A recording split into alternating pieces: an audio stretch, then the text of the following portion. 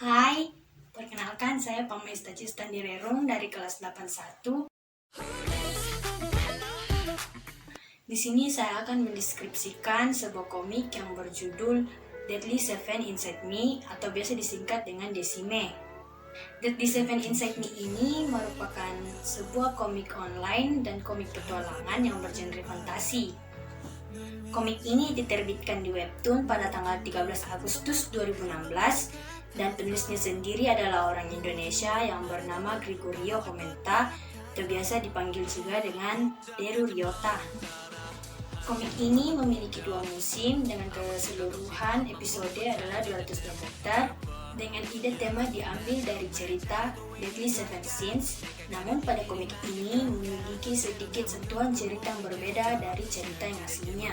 Di sini ini awalnya menceritakan tentang 7 dosa besar, dimulai dari yang pangkatnya terendah yaitu Luz, sang hawa nafsu, Gluttony, sang kerakusan, Greed, sang keserakahan, Sloth, sang pemalas, Wrath, sang kemurkaan, Envy, sang iri hati, dan Pride, sang kesombongan. Atas perintah Pride, dosa besar pun memimpin anak buah mereka untuk terus menggoda dan mengawasi manusia. Tapi ada satu dosa besar yang iri pada dunia, sehingga ia diam-diam mengambil wujud sederhana dan meninggalkan akhirat untuk lebih mengenal dunia serta merancang kejahatan yang lebih besar. Setelah sukses mengambil wujud sederhana dan mengetahui wujud manusianya, ia pun mempelajari dunia manusia. Sampai suatu hari, ia bertemu dengan rivalnya yaitu Kindness, sang kebaikan. Adapun 7 kebajikan besar yaitu Chastity, sang kesucian, Temperance, sang kesederhanaan, Charity, sang kemurahan hati, Diligence, sang ketekunan, Patience, sang kesabaran, Kindness, sang kebaikan hati, dan si sulung Humility, sang kerendahan hati. Di dalam dunia roh, mereka memiliki kesepakatan, yaitu berdosa dan berkebajikan tidak akan boleh bergabung.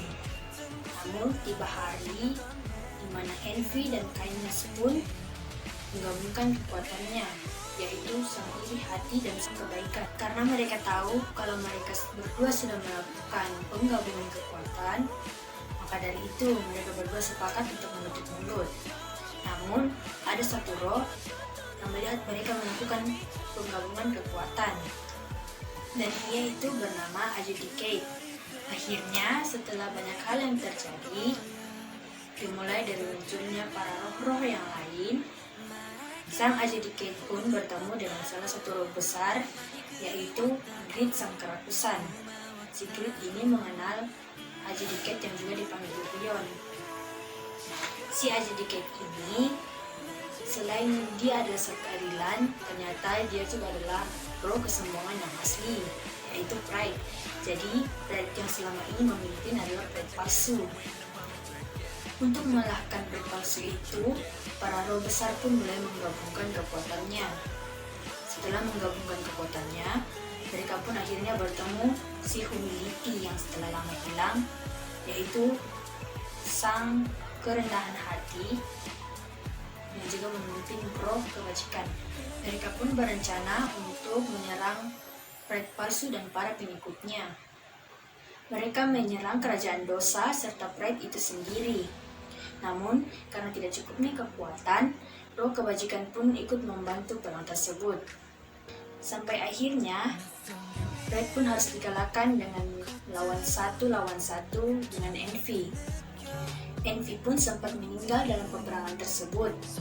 Namun, karena pengorbanan salah satu roh, dia pun berhasil dihidupkan kembali. Envy pun melanjutkan perangnya kembali dan Pride palsu pun itu lenyap. Tapi apa yang terjadi? Ternyata Pride palsu itu bukan sang kegelapan, melainkan The Spy, sang keputusasaan yang merupakan sang kegelapan itu sendiri. Akhirnya, The Spy pun mengeluarkan senjata terakhirnya untuk menghancurkan dunia. Tapi melalui pengorbanan dari satu roh, yaitu Kindness, sang roh kebajikan, dunia pun selamat dan meninggalkan Envy sendirian. Envy pun harus menyimpan memento dari kindness. Perang pun berakhir. Setelah 70 tahun, Envy pun bertemu lagi dengan kindness di sebuah taman tempat pertama kali ia bertemu dengannya. Akhirnya mereka pun diangkat menjadi pemimpin roh dosa dan pemimpin roh kebajikan. Kesimpulannya, cerita ini tidak menceritakan siapa yang menang dan siapa yang kalah, melainkan cerita keseimbangan. Kita manusia perlu mengendalikan dosa supaya dosa tidak menguasai kita, dan mencukupkan kebaikan supaya tidak berlebihan. Sekian video dari saya. Tuhan Yesus memberkati. Salam sehat.